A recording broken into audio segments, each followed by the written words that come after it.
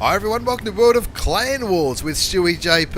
I'm Stewie, you're not, and neither are any of these guys. I was lucky enough to play against EGP just last night, well the night before I recorded this video. Didn't do too well, but they certainly gave us a good run for our money. EGP being great supporters of this channel for a long time now, and of course EGP participating on the new Operation Gambit at Clan Wars. Now it's 7 versus 7 at tier 10 Operation Gambit on the Asian server. I'm not sure what the other servers are doing. Maybe you do. I don't. Maybe they're doing 10 versus 10, but I think they are doing 7 versus 7 as well. Not too sure. They're on Sand River. EGP, Exelon up against Life. Life is hard.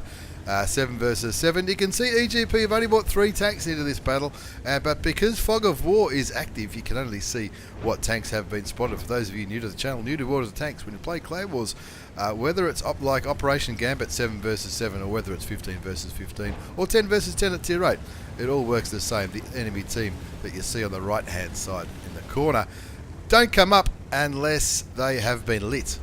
And of course, so the guys from Life won't know that EGP have come into this game 1 tank short.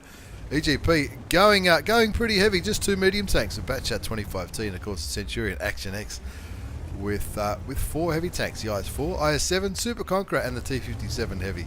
Super Conqueror proving to be a force to be reckoned with, and it's probably a pretty good tank to go for if you're starting to look for some tanks which might be useful in Clan Wars. You can see Life have bought 2 Super Conquerors as well as a WZ115A, another tank you do see a lot of in Clan Wars, and WGL as well at 7 versus 7 when that kicks off, the WZ115A, another new addition to World of Tanks from 2017.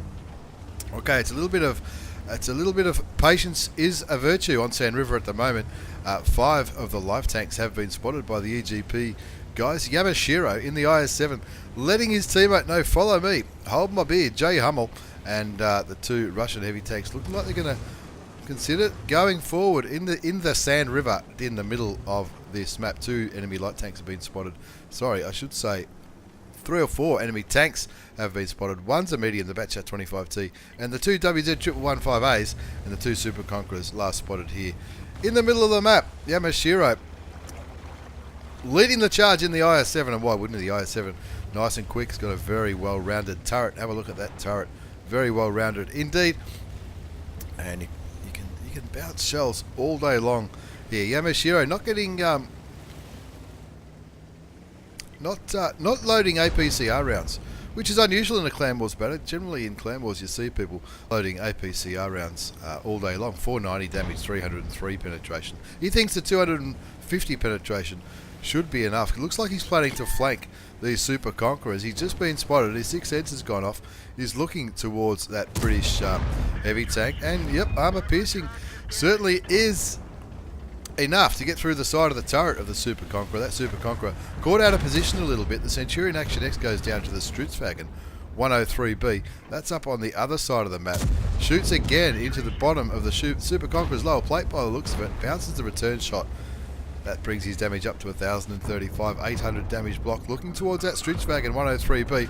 He should get a shot off. He does, and it penetrates too. Sometimes that can be a challenging tank to get through. Hopefully the IS-4 kills the Conqueror. No, the Batchat 25T will. Good communication on TeamSpeak or Discord or whatever it is that EGP use for their Clan Wars battles. They're clearly doing well. The score's 2 apiece, but remember, EGP started with 1 tank less than the guys from Life. Life have bought 4 tanks in this battle, 2 Batchats, the Stritzwagen, 2 Super Conquerors who have both been sent back to the garage, and 2 WZ115As,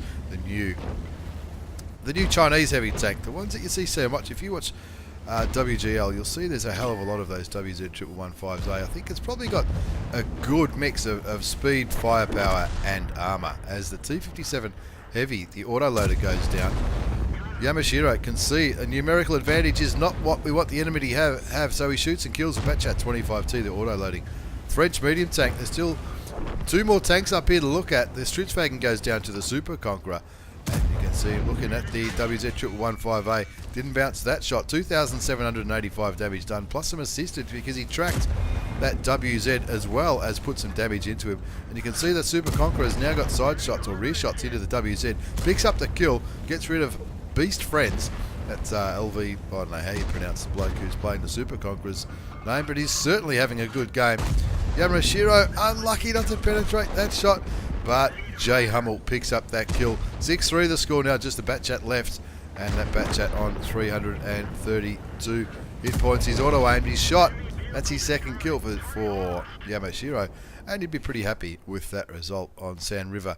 On a 6 versus 7 situation on the Asian server, the Clan Wars 7 versus 7. Let's have a quick look at the result before we get the next replay up for you. Now, the next replay is not a Clan Wars battle, it's just a normal one. I'm just going to feature one of these players from EGP Clan.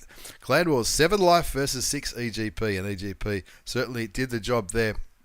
The guy, the Super Conqueror with a funny name, 4,791 damage, 3 kills. Yamashiro, been a great supporter of this channel for a long time, 3657 damage done for his couple of kills. T57 had a good game. The IS4, Batchat and the Centurion Action X, not too lucky, but they did do the job spotting out the north and helping work out where those enemy tanks were. As we move on to the second game in this double shot of Tier 10 action, featuring EGP Clan. This is iDecode. iDecode in that tank I was just talking about, the WZ115A.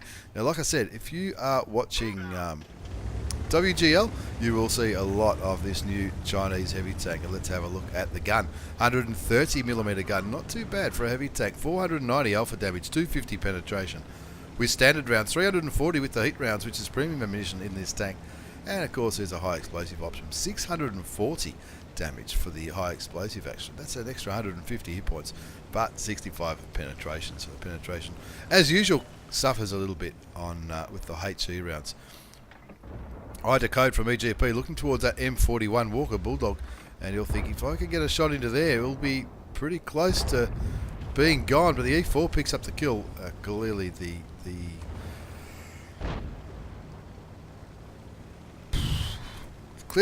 the players clearly looking at that road, looking for that light tank.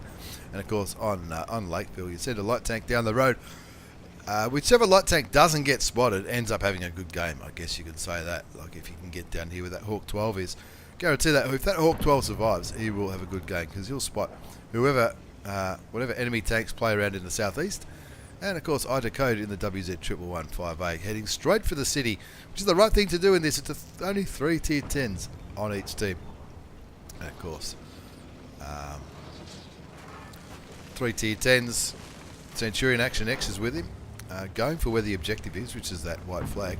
Of course it's an encounter battle. So the object of the encounter battle is either to kill all of the bad guys or capture the base. Now, he doesn't manage to penetrate the IS-7, not with a standard shell anyway. The Centurion Action X cops a little bit of damage, possibly from that Centurion.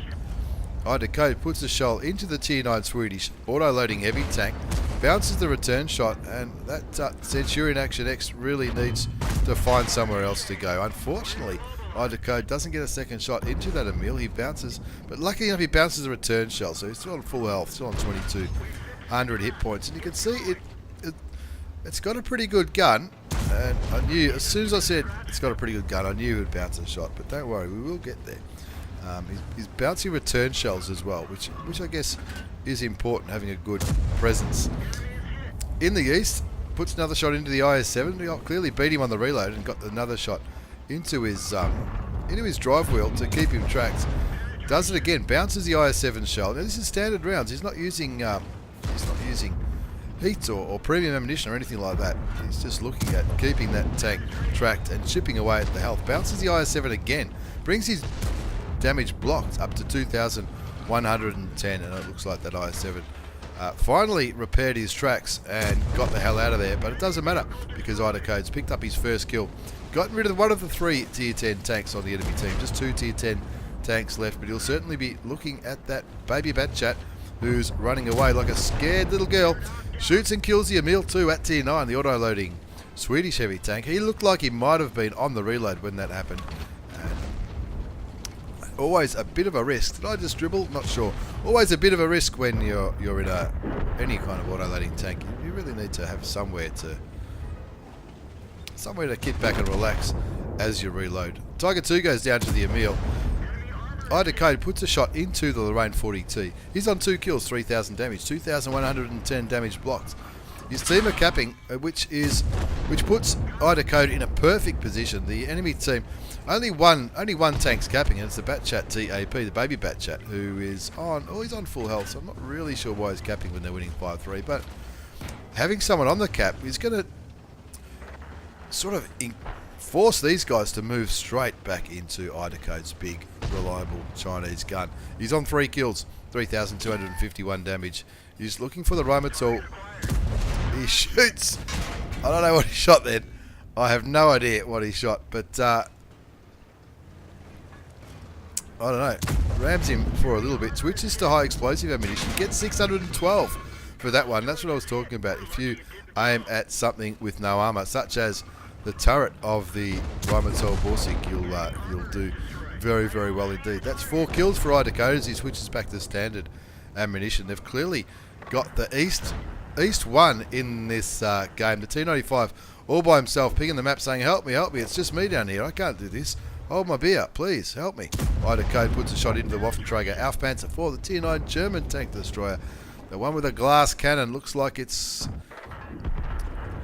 just picked up a kill. He's gone unlit, that Waffenträger Aufpanzer 4, but I'd be confident that iDecode's blind shot just went into it. It didn't really look like he was moving. Fires without aiming towards the Can J Panzer. I'm not really sure how you pronounce it, but that's a Tier 7 premium, not the E25, the second Tier 7 premium. iDecode continues to roll forward. He's on 933 health. He's done nearly 5,000 damage. I reckon he's done over 5,000 damage. Remember that shot into the Waffenträger Aufpanzer 4. The tank was not lit. There's a tank still capping. It's still that baby Batchat capping. I don't know where that shell went. Didn't quite aim, I guess. Like, he was probably 95% aimed. Wiggles his mouse around. Wants to make sure he's aimed this time. Bounces the return shell from the Leopard PTA. 11-7 to score. That brings his damage up closer to 6,000 hit points. Probably a bit over 5.5, I would say. 11-7 to score. He's hoping, oh yeah, no worries. Kill number 5. When your gun loads and a Leopard PTA comes over the ridge, that's all you say. You just say, oh yeah, hold my beer, I've got this. 2 tanks capping now. It's the Emil on 690 hit points. The baby Batchat still capping. Looks like baby Batchat might be going on and getting off again. Or maybe it's the Emil that's just gotten off. Still a minute and a half until it's capped. Of course, it takes absolutely forever to cap by itself in this one. I've got a feeling that baby Batchat's not going to move though. He's certainly not going to be shooting enemy tanks from where he is. iDecode uses the turret to bounce the shot from the Waffenträger Aufpanzer 4. Shoots back but doesn't land it. The Waffenträger looks like he moved just behind a rock. Looks like the E4 fired into the Tier 9 German tank destroyer and set him on fire. Well done, E4. Gun Rickery. That's a pretty cool in-game name as well. That time he didn't have to aim, but it landed. So that's 6 kills. Top gun for iDecode. And iDecode, looking at the map, you can see it's just a Jagdpanzer E100. Now that Jagdpanzer is on full health. Not sure I'd be going this way. Considering there's only 20 seconds left on the cap with 2 tanks capping, I possibly would have ran around this way. He's on a mission, heavy tank number 3. Get 4 kills and do at least 3,000 damage. Well, we know he's done that. He's got 6 kills. He's picked himself up a top gun. We've seen 5,500 damage happen. I reckon I just saw the Emil shoot towards those tanks that were capping. I'm not really sure why. That's the Scorpion and the baby Batchat capping that time.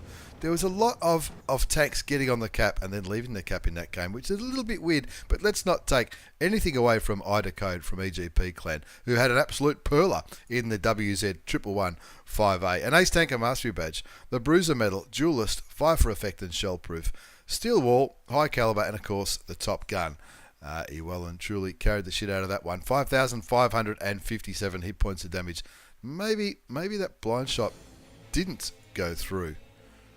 Because that didn't hit the Waffenträger when it went unspotted towards the end of that game. Anyway, 6 kills, 1,260 damage. I'm sure he got that mission as well. 22 shots fired, 17 hit, 14 damage to the enemy. 5,552 damage done, 3,000 damage blocked, 1,427 assisted damage. Where are these got? That Emil was on the base for a little while, but in the end, it was the baby Batchat, wasn't it? The baby Batchat, who, to be Oh, look, I don't want to be critical of the guy. 2 shots in a baby bat chat in a game that went for, what, 7 odd minutes. That's pretty bad. But all he did was sort of sit on that cap. And see there, he got 90 cap points. Anyway, he did 550 damage. Good luck to the guy.